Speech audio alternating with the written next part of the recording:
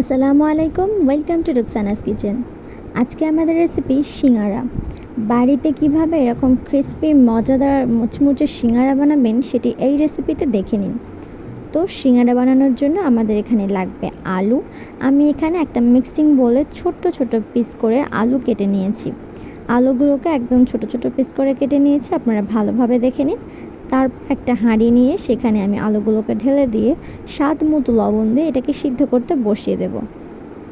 এখানে স্বাদ মতো লবণটা দিয়ে দিলে তবেই আলুতে ভালোভাবে লবণটা যাবে। তারপর আমি এখানে একটা মিক্সিং বোল নিয়ে নিচ্ছি, আর আমার যতটা পরিমাণ ময়দা দরকার আমি সেখানে ময়দাটা নিয়ে নিচ্ছি। আপনারা আপনাদের আলুর পরিমাণটা বুঝে ময়দাটাকে বাড়িয়ে কিংবা কমিয়ে নিয়ে নিতে পারেন। তারপর এখানে দিয়ে দিচ্ছি আমি স্বাদ মতো লবণ দিয়ে দেওয়ার পরে আমি এখানে দিচ্ছি তেল, রান্নার তেল আমি এখানে দিয়ে দিচ্ছি। আপনারা চাইলে ঘিও দিয়ে দিতে পারেন। আমি হাত ভরে ভরে প্রায় 2 মুঠো মতো তেল দিয়ে দিয়েছি। এবার এটাকে খুব ভালোভাবে আমি একসাথে মাখিয়ে নেব। আপনারা চাইলে তেলের পরিবর্তে ঘিটা ব্যবহার করতে পারেন। তবে হ্যাঁ, এই তেল দেওয়াটা খুবই গুরুত্বপূর্ণ বা ঘি দেওয়াটা খুবই গুরুত্বপূর্ণ, কেননা এটার জন্যই এটা খুবই ক্রিস্পি হবে এবং মজাদার হবে। যখন আমি হাতে মুঠো করলে এরকম দলা পাকিয়ে যাবে, তাহলে ভাবতে হবে তেলটা দেওয়া আমাদের পারফেক্ট হয়েছে। আর যদি দলা পাকিয়ে বা মুঠো মারলে এটা একসঙ্গে না হয়ে যায়, তাহলে ভাবতে হবে এখনও আর একটু তেল দরকার। তারপর আমি এখানে সামান্য একটু পানি দিয়ে দিয়ে ডোটাকে ভালোভাবে একটা ডো মাখিয়ে নেব। এখানে বলি যারা ঘি ব্যবহার করবেন, ঘিটাকে একটু কম পরিমাণে ব্যবহার করার চেষ্টা করবেন, কেননা ঘিয়ের অতিরিক্ত দিয়ে ফেললে ঘিয়ের একটা গন্ধ আসবে, তখন বেশি খাওয়া যাবে না সিঙ্গারাটা। তো ডোটা আমার মাখিয়ে নেওয়া হয়ে গেছে। এবার এটাকে আমি একটা ঢাকনা দিয়ে প্রায় 10 মিনিট মতো বা 5 মিনিট রেখে দিলেও হবে। তারপর আমি আলুটা সিদ্ধ করে এক সাইডে রেখে দিয়েছি, আর একটা ফ্রাই প্যানে একটুখানি পেঁয়াজ ভেজে নিয়ে সেখানে আলুটাকে ঢেলে দিচ্ছি। আপনারা চাইলে আলুটাকে সিদ্ধ করে নিয়ে ম্যাশ করে দিতে পারেন, বাট এটা আমার খুবই ভালো লাগে, সেই জন্য আমি এরকমভাবে দিচ্ছি। আলুটা সিদ্ধ করে নিয়ে একটু পেঁয়াজ দিয়ে তারপরে সেটাকে একটু ভালো করে ভেজে নেব। যেহেতু আমাদের আগে থেকে সিদ্ধ করার সময় লবণ দেওয়াই আছে, সেজন্য এখানে আমি একেবারেই লবণ ব্যবহার করব না। সামান্য একটু হলুদের গুঁড়ো আর সামান্য একটু কাশ্মীরি লঙ্কার গুঁড়ো আমি এখানে দিয়ে এটাকে জাস্ট ভালোভাবে মেখে নেব। এটা আমাদের বেশিক্ষণ ভাজতে হবে না, কেননা এটা আগে থেকে সিদ্ধ হয়ে রয়েছে। জাস্ট সামান্য একটু মাখো মাখো টাইপের আর একটু কালার আর টেস্ট আনার জন্য আমি এটাকে ভেজে একটু সুন্দরভাবে নিয়ে নেব। এটা ভালোভাবে যখন একসঙ্গে করে মিশিয়ে নেব, তারপরে আমি এখানে দিয়ে দেবো সামান্য কিছু মশলা। সেটা হলো গরম মশলার গুঁড়ো, আর সামান্য একটু দিয়ে দেবো আমি জিরে গুঁড়ো, দিয়ে একটু পানি দিয়ে দেবো। পানি দিয়ে দেওয়ার কারণ এটা একটু মাখা মাখা হয়ে যাবে, সেই জন্য। তো এটা আমাদের একেবারে রেডি হয়ে গেছে। গরম মশলার গুঁড়ো আর জিরে গুঁড়ো দেওয়ার পরে সামান্য একটু পানি দিয়ে একটু মাখো মাখো করে আমি ঘেটে নিচ্ছি। দেখুন কতটা সুন্দর লাগছে। এইভাবে কিন্তু আলুটা করলে তবে বেশি ভালো লাগে। আলু সিদ্ধ করে ম্যাশ করে নেওয়ার থেকে এটাই বেশি মজাদার খেতে লাগে। আপনারা চাইলে এখানে বুট বা ছোলা অ্যাড করতে পারেন। এদিকে ডোটাকে আমরা একদিকে ঢাকনা দিয়ে রেখে দিয়েছিলাম, সেটা এখান থেকে খুলে নিলাম। আর এবারে আমরা সামান্য একটু এটাকে মাখিয়ে নেব। জাস্ট একটু ভালো করে এটা একটু হালকা হাতে মাখিয়ে নেব। এটা ঢাকনা দিয়ে রাখার কারণে খুব ভালোভাবে একদম নরম হয়ে যায় আর খুব সুন্দর হয়ে যায়, সেজন্য এটাকে বেশি মাখানোরও প্রয়োজন হয় না। হালকা একটু মাখিয়ে নিয়ে আমি এরকম হাত দিয়ে দিয়ে লম্বা করে নেব। জাস্ট হাত দিয়ে একটু লম্বা করে নিয়ে একটা ছুরির সাহায্যে আমি লেচিগুলো কেটে নেব। যতটা বড় বা যত ছোট সিঙ্গারা আপনারা করতে চান সেইভাবে লেচিগুলোকে কেটে নেবেন।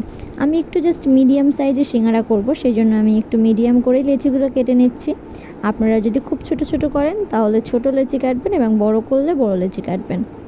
এটা সম্পূর্ণ আপনাদের নিজেদের ইচ্ছা। তারপর লেচিগুলো কেটে নেওয়ার পরে এর ওপর থেকে সামান্য একটু ময়দা ছড়িয়ে দেব। ময়দা ছড়িয়ে দিয়ে একটার সাথে একটা আলাদা করে নিয়ে আমি এগুলোকে তুলে নেব। দেখুন সিঙ্গারা বানানো হচ্ছে খুবই ইজি, কিন্তু যদি এটা আপনি একদম মুচমুচে করতে চান আর সুন্দর করতে চান, তাহলে প্রত্যেকটা টিপস আপনাকে ফলো করতে হবে, আর ভালোভাবে ভিডিওটা আপনাদেরকে দেখতে হবে।